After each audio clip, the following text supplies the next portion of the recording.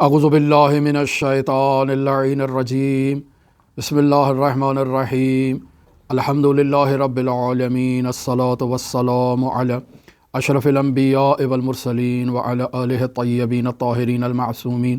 الذین اذہب اللہ عنہم الرجس وطہرہم تطہیرا اللہم صل علی محمد وآل محمد اللهم اخرجنا من الظلمات الوهم واكرمنا بنور الفهم اللهم افتح علينا ابواب رحمتك وانشر علينا خزائن علومك برحمتك يا ارحم الراحمين قال رسول الله صلى الله عليه وآله وسلم بعثت لأتمم مكارم الاخلاق۔ کتاب شریف معراج السعادہ کا خلاصہ آپ کی خدمت میں پیش کیا جا رہا ہے،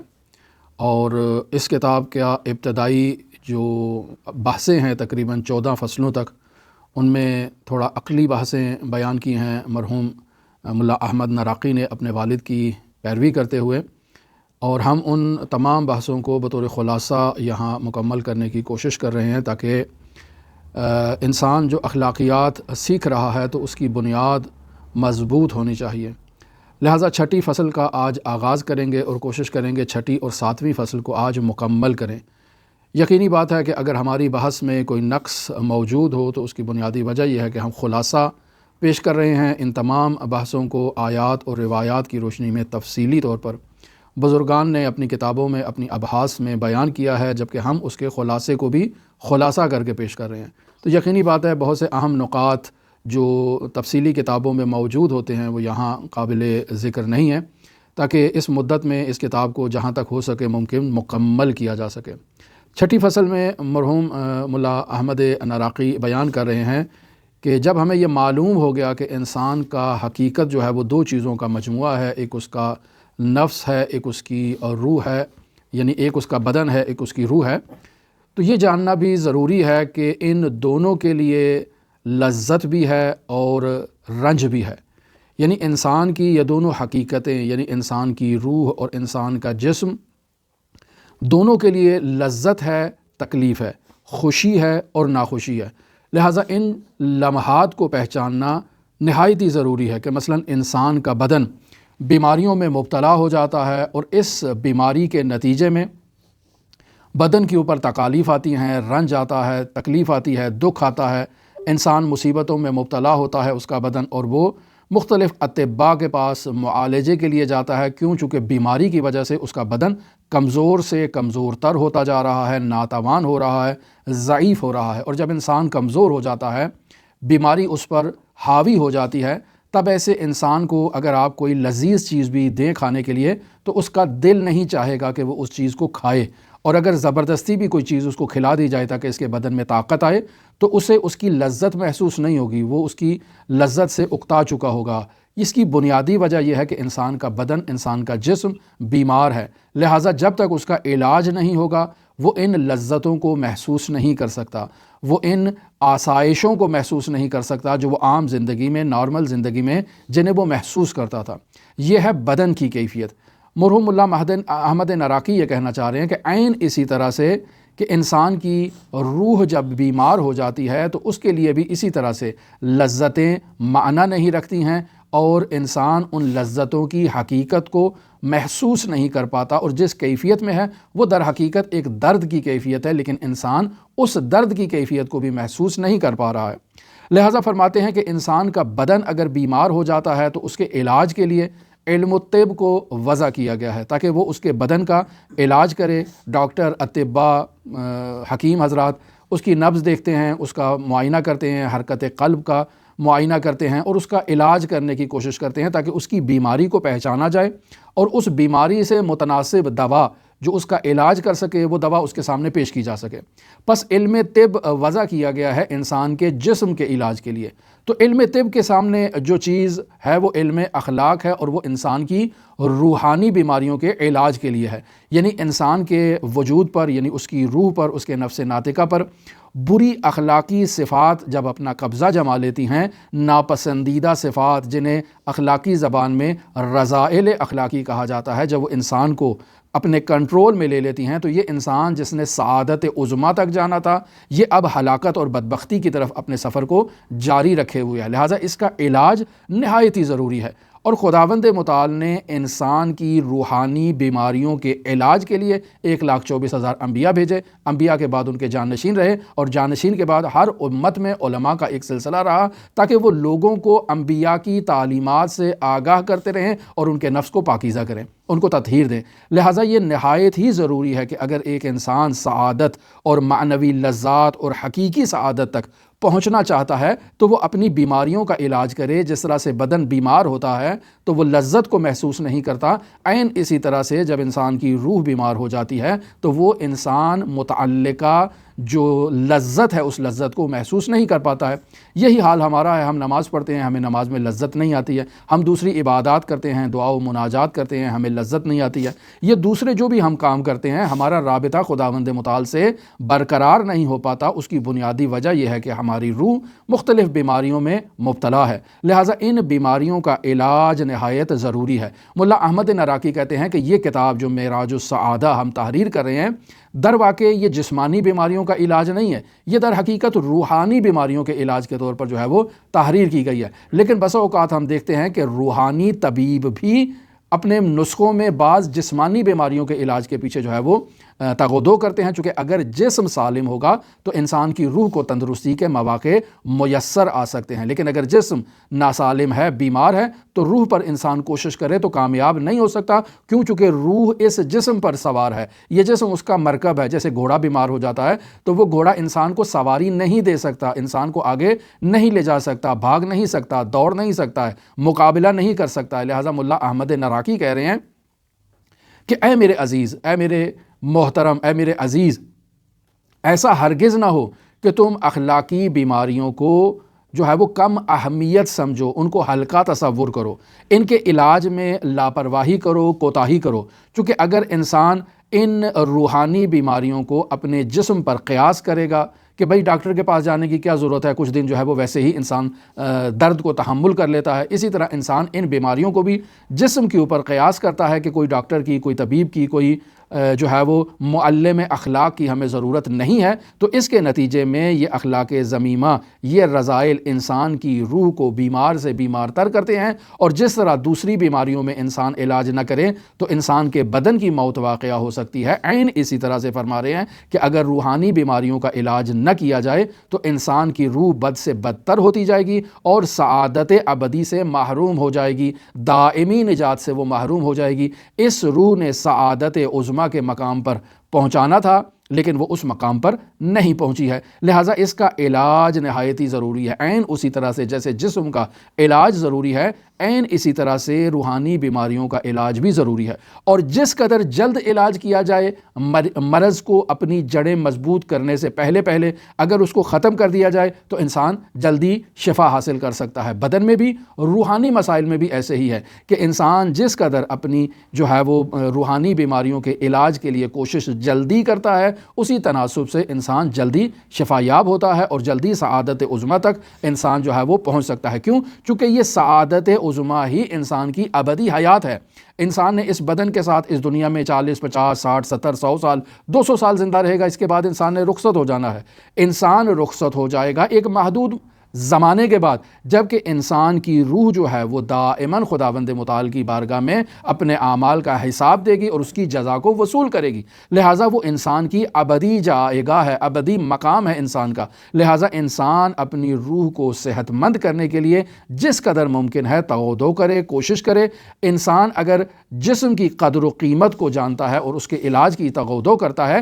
اسی طرح سے اگر انسان اپنے روح کی قدر و قیمت کو پہچانتے ہوئے اس کے علاج کے لیے تغودو کرے تو انسان روحانی طور پر کمال حاصل کر سکتا ہے، فضائل معنوی سے اپنے وجود کو آراستہ کر سکتا ہے اور انسان تکامل کی منازل طے کر سکتا ہے۔ اس کی روح اگر تطہیر ہو جائے، پاکیزہ ہو جائے، تو اس روح کی طہارت سے انسان اعلیٰ ملکوتی مراتب کو طے کر سکتا ہے، انسان جو ہے وہ بلندیوں پر فائز ہو سکتا ہے۔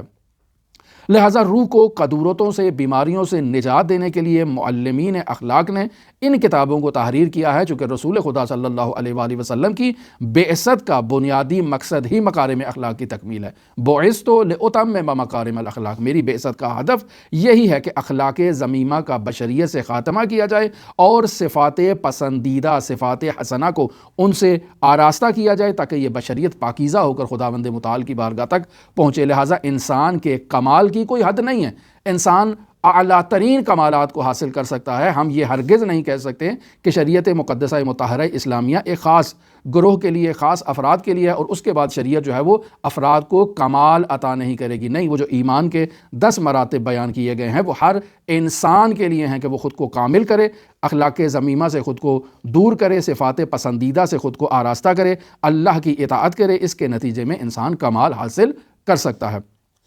اب جب انسان کمال حاصل کرتا ہے تو اس کے نتیجے میں اس کے وجود سے تمام تاریکیوں کے جتنے پردے ہیں وہ تمام پردے جھٹ جاتے ہیں اور انسان سراپا نور ہو جاتا ہے، انسان نورانی ہو جاتا ہے، نورانی موجودات سے اس کا رابطہ برقرار ہو جاتا ہے۔ جیسے کل کے گفتگو میں بیان ہوا کہ ارواح طیبہ سے انسان کا رابطہ ہو جاتا ہے، ارواح نورانیہ سے انسان کا رابطہ ہو جاتا ہے۔ لہٰذا ایسا انسان عالم قدس کی حقیقی صورتوں کو مشاہدہ کرنا شروع کر دیتا ہے، چونکہ کل کے درس میں بھی بیان کیا کہ جس طرح انسان دو چیزوں کا مرکب ہے، ایک اس کا ظاہر ہے، ایک اس کا باطن ہے، عین اسی طرح سے روایات بیان کرتی ہیں کہ انسان کے اعمال بھی 2 ابعاد پر مشتمل ہیں۔ ایک وہ نماز ہے کہ جو ہم ظاہری سجدے سے، قیام سے، قعود سے، رکوع سے ہم نماز پڑھ رہے ہیں، ایک اس نماز کا ملکوت ہے جب یہ نماز مکمل ہوتی ہے اور اگر ہم نے اس کو اس کی تمام شرائط کے ساتھ انجام دیا ہو تو وہ ملکوت خوشحال کیفیت میں اس انسان کے لیے محفوظ ہوتی ہے۔ لیکن اگر وہ انسان نے نماز کو درست انجام نہ دیا ہو تو اس کا ملکوت انسان پر نفرین کرتا ہے۔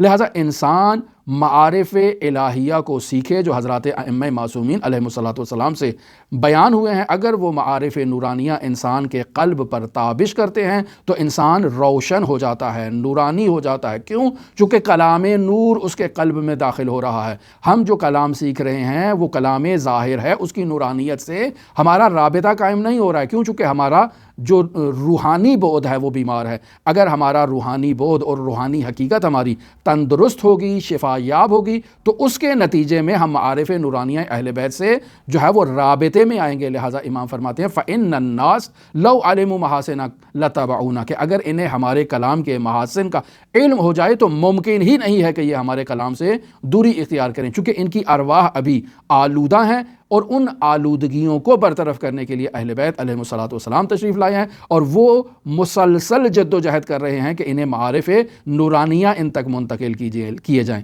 لہٰذا اسی وجہ سے کہا رحم اللہ عبدًا احیا امرنا، اور یہ سب کے لیے ہے، تمام بشریت کے لیے ہے، تمام مؤمنین کے لیے ہے کہ وہ آئیں معارف اہل بیت کو سیکھیں اور ان معارف اہل بیت کو سیکھ کر آگے لوگوں تک پہنچائیں۔ لیکن افسوس کہ ان معارف نورانیہ کو سیکھنے میں ہماری طرف سے کوتاہی ہے، صرف ہماری طرف سے کوتاہی نہیں ہے، بطور معمول علماء کی طرف سے بھی کوتاہی ہے، چونکہ ہم جو ایک نظام حوزوی کو مشاہدہ کرتے ہیں وہ چند کتابوں پر محدود ہو چکا ہے کہ ادبیات کی ہم نے 5 سال گرامر پڑھنی ہے، 4 سال ہم نے جو ہے وہ لغہ کی کتاب پڑھنی ہے اور اس کے بعد ہمارے اوپر تبلیغ واجب ہو جاتی ہے۔ نہ ہم تفسیر پڑھتے ہیں، نہ قرآن پڑھتے ہیں، نہ اعتقادات پڑھتے ہیں، نہ اخلاقیات پڑھتے ہیں، اور پھر جب معاشرے میں آتے ہیں تو پھر یقینی بات ہے کہ جن چیزوں کے ساتھ ہم وہاں حوزہ علمیہ میں جاتے ہیں انہی چیزوں کے ساتھ ہم واپس آ جاتے ہیں۔ تو جب ہم معارف نورانیہ اہل بیت سے خود کو روشناس نہیں کروائیں گے، ہم کیسے کہہ سکتے ہیں کہ جو ہے ہم نے دین کا علم حاصل کر لیا ہے؟ لہٰذا انسان یقین تک پہنچ سکتا ہے اگر وہ معارف نورانیہ اہل بیت علیہم الصلوۃ والسلام کو سیکھے اور پڑھے۔ لہٰذا کوشش انسان کی یہی ہونی چاہیے کہ اپنے وجود پر تالا نہ لگائے، دروازہ بند نہ کرے، چونکہ دروازہ کھلا ہوگا تو اندر معارف داخل ہو سکتے ہیں۔ اگر انسان دروازہ ہی بند کر دے اپنے نظریات کا تو پھر اندر یقینی بات ہے کہ معارف نورانیہ داخل نہیں ہو سکیں، چونکہ انسان نے رکاوٹ ایجاد کر دیا۔ اب یہاں 7ویں فصل میں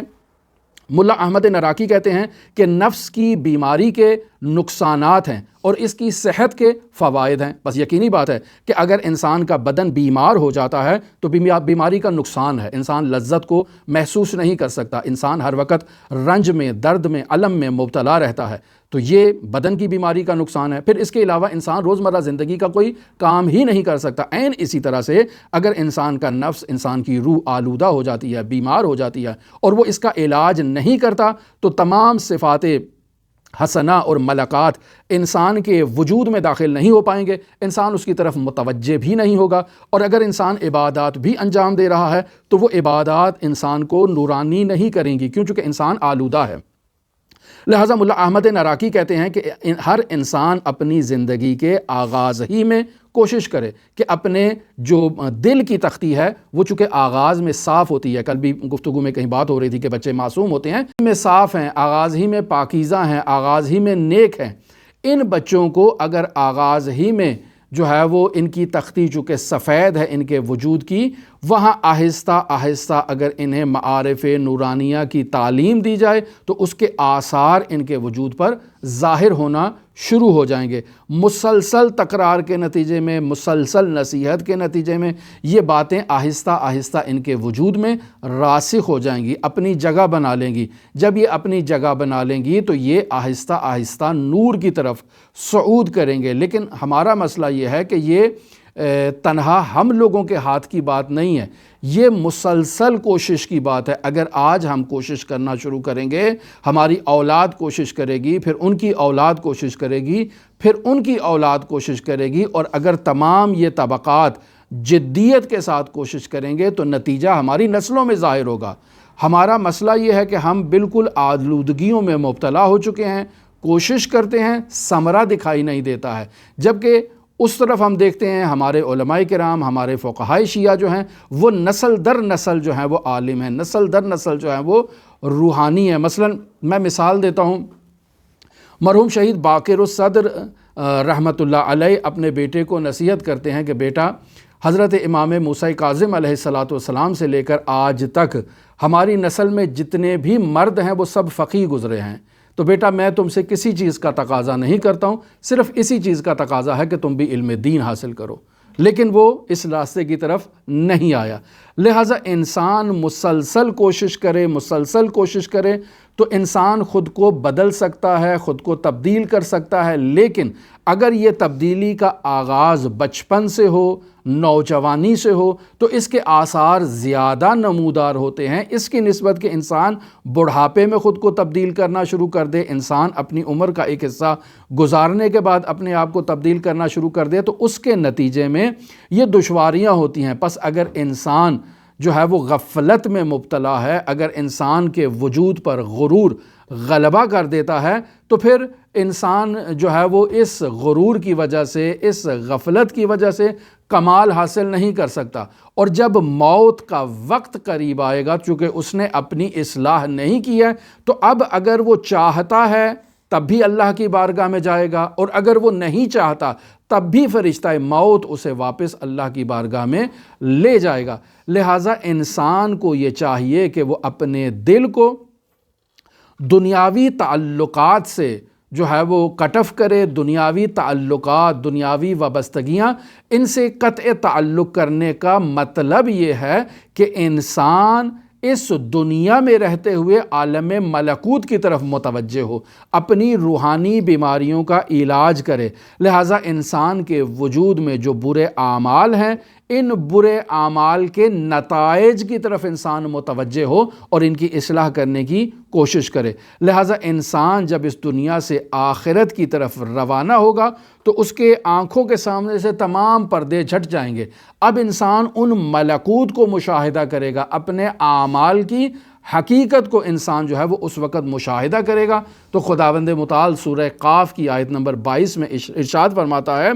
فَقَشَفْنَ عَنْكَ غِطَاءَكَ فَبَصَرُكَ الْيَوْمَ حَدِيدٌ، یعنی آج تمہاری آنکھوں کے سامنے سے پردے جو ہیں وہ ہٹ گئے ہیں۔ جب پردے ہٹ گئے ہیں تو آج تمہاری آنکھ تیز بین ہے، آج تمہاری آنکھ ان تمام حقائق کو مشاہدہ کر رہی ہے جسے اس عالم دنیا میں مشاہدہ نہیں کر رہی تھی۔ وہاں جو پردے ہٹنے ہیں تو اس سے پہلے انسان خود محنت کرے اور اپنے وجود کے آگے سے یہ تمام پردوں کو اگر انسان ہٹا لے تو جو چیز انسان نے اس عالم میں جا کر مشاہدہ کرنی ہے وہ انسان یہیں اس عالم میں مشاہدہ کرنا شروع کر دے گا، ان حقائق کو، ان معارف کو سمجھنا شروع کر دے گا۔ ایک اور مقام پر سورہ اسراء کی آیت نمبر 14 میں خداوند متعال ارشاد فرماتا ہے اقرأ کتابک، یہ کتاب ہمارے سامنے ہمارا نامہ اعمال پیش کیا جائے گا، خداوند متعال کہے گا پڑھو اس کتاب کو۔ کفا بنفسک الیوم علیک حسیبا، آج کے دن تو خود ہی اپنا محاسبہ کرنے کے لیے، اپنے اعمال کو دیکھنے کے لیے آج تو ہی کافی ہے کہ تو نے اس دنیا میں کون کون سے گناہ کیے ہیں، کون سے لہو و لعب کی محفلوں میں تو اپنے آپ کو مصروف رکھتا ہے، کون سی جسمانی لذتوں کے پیچھے تو رہا ہے اور روحانی لذتوں سے تو نے خود کو محروم کر دیا ہے۔ تو پس آج تو اپنے نامہ اعمال کو خود مطالعہ کر، اور جب انسان کا نامہ اعمال اس کے سامنے ہوگا، انسان اس نامہ اعمال کو جب مشاہدہ کرے گا تو انسان ورطہ حیرت میں مبتلا ہو جائے گا۔ لہٰذا اس کیفیت کو سورہ کہف کی آیت نمبر 49 میں خداوند متعال ارشاد فرما رہا ہے، ما لہذا الکتاب، یہ کیسی کتاب میرے ہاتھ میں تھما دی گئی ہے، لا یغادر صغیرۃ ولا کبیرہ، اس نے نہ کوئی چھوٹا چھوڑا ہے اور نہ ہی کوئی بڑی چیز چھوڑی ہے، الا احصاها، مگر یہ کہ ہر چیز کو اس نے یہاں پر مکتوب کر دیا ہے۔ اب وہ انسان کے برے اعمال کا نتیجہ انسان وہاں پر مشاہدہ کرے گا، اس وقت انسان متوجہ ہوگا کہ میں خسارت میں ہوں۔ لہٰذا انسان اس دن صرف اور صرف حسرت اٹھائے گا، صرف اور صرف انسان افسوس کھائے گا کہ میں نے اپنی زندگی کو ضائع کر دیا ہے۔ دیکھیں، بہت خوبصورت سوال ہے کہ انسان اپنی روحانی بیماریوں کا علاج کیسے کرے۔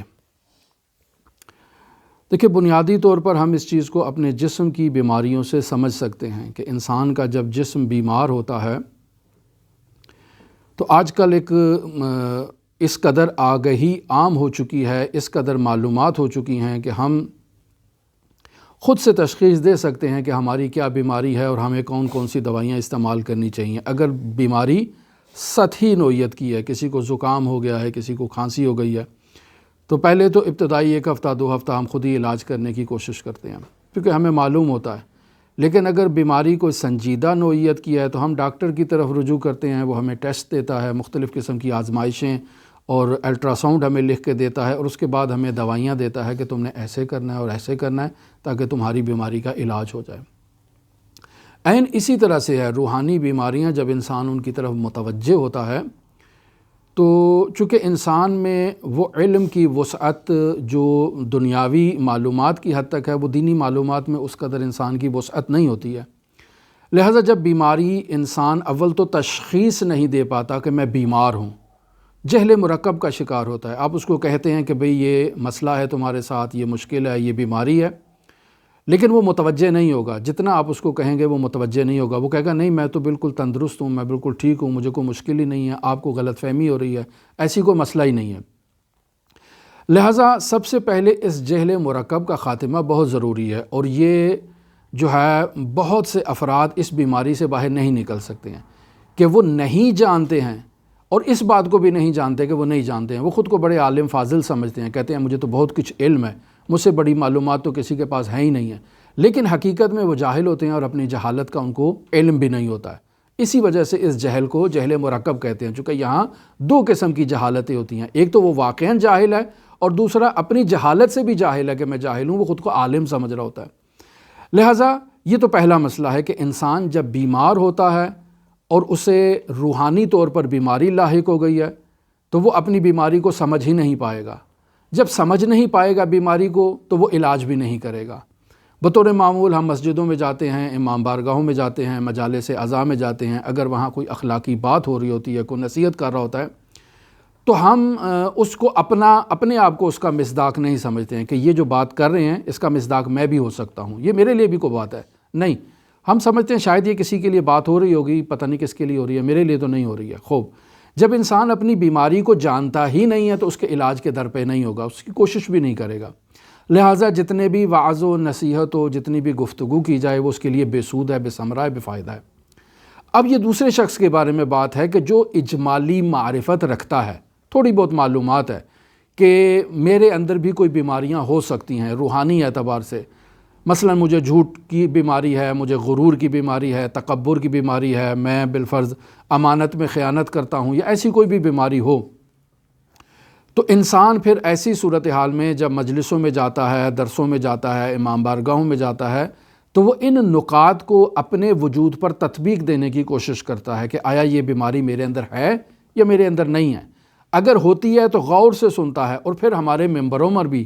جب یہ چیزیں بیان ہوتی ہیں تو وہاں بھی آدھا سچ بیان ہوتا ہے۔ یعنی کیا مطلب؟ یعنی احادیث کو ہم بیان کر دیتے ہیں کہ جس میں بیماریوں کا ذکر ہے، اس کے علاج کو ہم بیان نہیں کرتے۔ اس کی بنیادی وجہ یہی ہوتی ہے کہ وہ شخص کے جو بیان کر رہا ہوتا ہے وہ طبیب نہیں ہوتا ہے، معلم نہیں ہوتا ہے، چونکہ یہ ایک الگ فیلڈ ہے، ایک الگ فن ہے کہ جس کے لیے باقاعدہ متخصص کا ہونا ضروری ہے، ماہر کا ہونا ضروری ہے، استاد کا ہونا ضروری ہے۔ لہٰذا پھر وہیں بات آ جاتی ہے کہ ہمیں آدھی بات معلوم ہوتی ہے، آدھی بات پھر معلوم نہیں ہوتی ہے۔ جو آدھی بات معلوم ہوتی ہے اس میں بھی معلوم نہیں کس حد تک صداقت ہوتی ہے، چونکہ جو ہے وہ ضائع ہو جاتا ہے۔ تو یہ ایک تفصیلی موضوع ہے، اس کے لیے انسان کو معلم اخلاق، ایک ماہر طبیب کی ضرورت ہے کہ جو باقاعدہ انسان کی بیماریوں کا اچھی طرح سے جائزہ لے، چونکہ وہ پیچھے سے خود پڑھ کے آیا ہے، اس نے استاد کے پاس یہ چیزیں سیکھی ہیں، استاد کے پاس اس نے علاج کرنے کا طریقہ سیکھا ہے۔ اب وہ جب آپ کو دیکھے گا تو آپ کی بیماری کی طرف متوجہ ہوگا، جب بیماری کی طرف متوجہ ہوگا تو پھر آپ کو جو ہے وہ نور کی طرف ہدایت کرے گا، آپ کے لیے علاج تجویز کرے گا۔ اب اگر مجھے اس معلم اخلاق پر اعتماد ہی نہیں ہے تو وہ جتنی مجھے وظائف دیتا رہے، جتنی دعائیں دیتا رہے، جتنے طریقے بتاتا رہے، میں اس پر عمل ہی نہیں کروں گا، ایک کان سے سنوں گا دوسرے سے نکال دوں گا، پھر نتیجتاً میں بیمار کا بیمار رہوں گا۔ لہٰذا ہمارے معاشرے میں ایک جو سرکل ہے وہ بہت زیادہ الٹ ہو چکا ہے، اس کو سیدھا کرنے میں ممکن ہے کئی نسلیں لگ جائیں تاکہ اسے راہ راست پر لے کر آئیں۔ تو اس کے لیے جو ہے وہ بہت محنت کرنے کی ضرورت ہے، لیکن ہمیں نا امید نہیں ہونا چاہیے، چونکہ انسان کو نا امیدی سے سختی سے منع کیا گیا ہے۔ لہٰذا کیا ہے کہ انسان کوشش کرے، اس کے لیے پھر وہی مرحوم آیت اللہ بہجت کا فارمولہ جو روایات کا نچوڑ ہے کہ اپنی معلومات کو اپنے پیروں تلے نہ روندو، جو آپ کو جو ہے وہ صفات حمیدہ کا علم ہو چکا ہے اسے اپناؤ، جو صفات رذیلہ کا آپ کو علم ہو چکا ہے اس کو اپنے وجود سے ترک کرو۔ یہاں خداوند متعال معجزہ گر ہے کہ آپ کو مزید صفات حمیدہ سے آشنا کرے گا اور مزید صفات رذیلہ سے آپ کو محفوظ رکھنے کے لیے آپ تک معلومات فراہم کرے گا۔ پس خداوند متعال بھی ہمارے لیے غیب سے مدد کرتا ہے، اور اس غیبی امداد کو انسان اپنے لیے غنیمت شمار کرے۔ لہٰذا حضرت فرماتے ہیں کہ من عمل بما علم ورثہ العلم ما لم يعلم، کہ جو انسان اپنی معلومات پر عمل کرتا ہے تو خداوند متعال اسے مجہولات کا عالم بنا دیتا ہے۔ اور یہ کوئی معمولی بات نہیں ہے کہ انسان ڈائریکٹ بغیر کسی واسطے سے خداوند متعال سے فیض حاصل کرے۔ اب بس اوقات ممکن ہے فیض اس میں عام انسان ہوں، در و دیوار ہوں، ممکن ہے کتابیں ہوں، ممکن ہے استاد ہوں، لیکن بس اوقات ممکن ہے یہ فیض خداوند متعال سے بغیر کسی واسطے کے انسان تک منتقل ہو۔ اب ممکن ہے عالم رویا صادقہ کے ذریعے سے منتقل ہو جائے، ممکن ہے ویسے ہی انسان مصلی پہ بیٹھا ہے اس کے لیے حقائق واضح ہو جائیں، جیسے ہمارے علماء کہتے ہیں، مثلا ملا صدرہ کہتے ہیں کہ میرے لیے جب بھی کوئی مشکل پیش آتی تھی، علمی مشکل جو میرے لیے قابل حل نہ ہوتی، میں جاتا حضرت معصومہ سلام اللہ علیہ کی بارگاہ میں 2 رکعت نماز تحیت حضرت معصومہ نوافل ادا کرتا، حضرت کو ہدیہ کرتا، میری علمی مشکل جو ہے وہ حل ہو جاتی۔ تو یہ ایک ذریعہ ہے خداوند متعال کا انسان کو حقائق اور معارف دینے کا، لیکن انسان اپنا دامن جو ہے وہ صاف رکھے، اپنی تختی کو صاف رکھنے کی انسان کوشش کرے۔ انشاءاللہ خداوند متعال ہمیں یہ توفیق اور یہ سعادت نصیب فرمائے۔ دیکھیں یہ تو آج کے درس میں بیان ہو چکا نا کہ انسان جب بچپن کے عالم میں ہوتا ہے یا جوانی کے عالم میں ہوتا ہے تو اس کی تختی سفید ہوتی ہے، بالکل جیسے ایک تازہ آپ وائٹ بورڈ لے کر آتے ہیں بازار سے تو یہ بالکل سفید ہے، اسی طرح سے سفید ہے۔ اسے آراستہ کرنا، اسے تیار کرنا وہ آسان ہے، اس کی نسبت کہ انسان اس پہ لکھنا شروع کر دے، پھر اس پر مٹائے پھر لکھے تو وہ دشوار ہوتا جائے گا۔ آہستہ آہستہ اس پہ نشان باقی رہنا شروع ہو جائیں گے اور اب وہ جو ہے نا وہ اس طرح سے پہلے کی طرح کا سفید نہیں ہو سکتا ہے۔ لیکن اس میں دیکھیں روایات میں ایک بہت بڑا حصہ اولاد کی تربیت میں خود والدین کی تربیت سے متعلق ہے، اور والدین کی تربیت بھی اولاد کی پیدائش سے پہلے کا مرحلہ ہے، اور حتیٰ دوران حمل ایک تربیت کا ایک بہت بڑا اس میں جو ہے وہ کردار ہے کہ جو آئندہ نسلوں کی تربیت میں جو ہے وہ دخیل ہے۔ اور ہمارے مثلا آپ یہ دیکھیں کل بھی انہوں نے ذکر کیا سید مرتضیٰ اور سید رضی کا کہ ان کی والدہ نے بہت محنت کی تھی، اور ان کی یہ نظر تھی کہ یہ معصوم جو ہے وہ بہت بلندی کی عصمت کے مقام پر یہ پہنچیں گے، تو بالآخر انہوں نے محنت کی تھی، اور یہ ان کی پیدائش سے پہلے کی محنت، اور پھر دوران حمل کی محنت، اور پھر ان کے بعد ولادت کے بعد کی محنت۔ تو بس یہ تینوں مراحل ہیں۔ ہم صرف ایک مرحلے کو ہاتھ میں لے کر کہیں کہ یہ باقی کی چیزیں ٹھیک ہو جائیں گی، نہیں، ایسے نہیں ہو سکتا ہے۔ وہ جو پیچھے سے ایک بنیاد پڑ چکی ہے، وہ آہستہ آہستہ اگر ہم اس کے ظاہر کو بھی تبدیل کریں گے تو وہ دوبارہ اپنی شکل کو کسی دوسری نوعیت میں، کسی دوسرے زاویے میں دوبارہ جو ہے وہ ظاہر کرے گی خود کو۔ تو ہمارے پاس یہی جو قرآن و اطرت موجود ہے، اسی کا سہارا لیں، جو چیزیں ہمارے پاس معلوم ہیں ہم تذکر دے سکتے ہیں، ہم بتا سکتے ہیں کہ یہ کام اس طرح سے کیا جائے، یہ کام اس طرح سے نہ کیا جائے۔ باقی خود فرد کی بھی جو ہے نا وہ آگے سے اس کو قبول کرنے کی صلاحیت بھی ہونی چاہیے، اور وہ بسا اوقات ہوتا ہے کہ وقت کے ساتھ ساتھ جو ہے نا وہ اس میں نکھار آتا ہے۔ جیسے جیسے انسان کی جو فکری صلاحیت ہے اس میں نبوغ آتا ہے، انسان کے جو ہے وہ اعمال میں، رفتار میں بھی جو ہے وہ سنجیدگی آتی ہے۔ دعا گو ہیں خداوند متعال کی بارگاہ میں کہ خداوند متعال ہمیں ان معارف نورانیہ کو سمجھنے کی توفیق عطا فرمائے، ان نورانی معارف پر عمل کرنے کی توفیق عطا فرمائے۔ دعا گو ہیں خداوند متعال اس گھر سے اپنی رحمتوں اور برکتوں کا نزول فرمائے، آفات و بلیات کو محفوظ فرمائے ان سے اس گھر کو۔ تمام حاضرین جو گفتگو کو سن رہے ہیں اور تمام غائبین جو اس محفل میں نہیں ہیں لیکن امیر المؤمنین کے عقیدت مند ہیں، شیعہ ہیں، خداوند متعال تمام مؤمنین کے گھروں میں اپنی رحمتیں برکتیں نازل فرمائے، آفات و بلیات سے تمام مؤمنین کی حفاظت فرمائے۔ خداوند متعال تمام مؤمنین میں جو بیمار ہیں ان کو شفائے کاملہ عاجلہ کلیہ عطا فرمائے۔ بالخصوص خداوند متعال ہماری روحانی بیماریوں میں ہمیں شفا عطا فرمائے۔ جو مومنین بے روزگار ہیں خداوند متعال انہیں روزگار عطا فرمائے۔ جو بے اولاد ہیں ان کو اولاد نرینہ عطا فرمائے۔ خداوند متعال ہمارے تمام مرحومین کو، بالخصوص حاضرین اس درس کے تمام مرحومین کو، تمام سننے والوں کے مرحومین کو، تمام غائبین کے مرحومین کو، تمام وہ مؤمنین جو ہم سب کو اپنے مرحومین کے لیے دعا کرنے کی اور فاتحہ خوانی کے لیے کہتے ہیں، خداوند متعال ان تمام مرحومین کو جوار رحمت و مغفرت میں جگہ عطا فرمائے۔ انہیں حضرات اہل بیت علیہ السلام کے جوار میں رفعت مکانی عطا فرمائے۔ دعا گو ہیں خداوند متعال منجی عالم بشریت حضرت صاحب العصر، صاحب الامر، صاحب الزمان کے ظہور میں تعجیل فرمائے، اور ہمیں حضرت کے اصحاب و اعوان و انصار کی فہرست میں شمار فرمائے۔ اللہم صلی علی محمد و آل محمد وعجل فرج قائم آل محمد۔